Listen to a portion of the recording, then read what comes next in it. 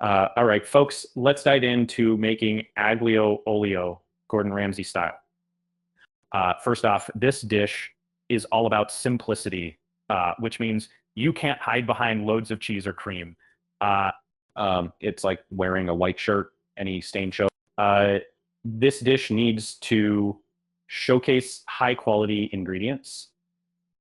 So get yourself some fresh garlic, the best olive oil you can afford, and quality spaghetti. Don't kind of skimp here or you'll taste it. Uh, to start, bring a pot of salted water to a boil. And you've been told 1,000 times that the water should be salty, like the sea. And guess what? Gordon insists on it too. This will be your pasta's only internal seasoning.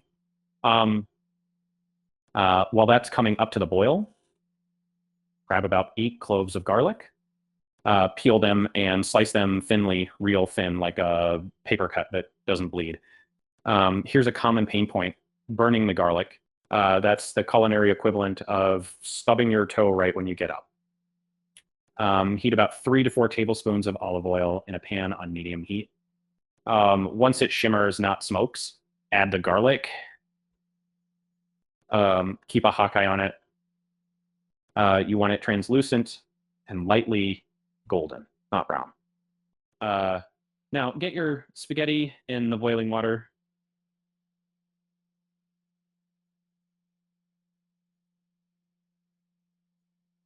And don't double the ends. It's like bending a book's spine.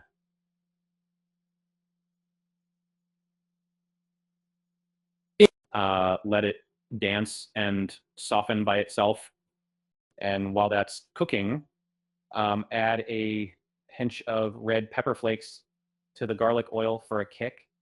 And this is where Gordon might tilt his pan and let the oil and flakes have a mini whirlpool moment. It looks lovely, but gets to work fast. Drain the pasta when it's al dente.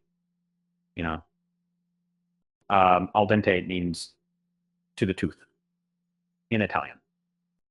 It should offer some resistance, like biting into a gummy bear, after 2 weeks in the freezer. Now, keep a cup of pasta water before you drain. Trust me, this liquid gold helps make the sauce emulsify. Here's a pro tip. Toss the pasta right into the pan with your garlic oil. Don't be shy. Get it in there. Add that cup of pasta water gradually to help the sauce cling to each strand, like it's hanging on for dear life. Toss it like you're, flipping a coin. And that, now the finishing touches, add freshly chopped parsley. This herb brightens the dish like a fresh coat of paint. In that context case, it's not just for aesthetics, it adds a pop of flavor. Remember, get a good handful in there. You want the green specks like freckles on sun-kissed skin. The last critical step: season. Get some salt and cracked black pepper in there. Don't be timid with your seasoning. Bland food is the enemy of joy. Taste as you go. It's your culinary GPS telling you if you're on the right path. And here's the secret weapon. Gordon might whisper: fresh lemon zest. Just a gentle shave over the pasta can bring the dish alive like a battery jolting a dead car. It's the magic trick that's so subtle yet effective. People will wonder why your Aglio Olio feels brighter. Plate it up with flair.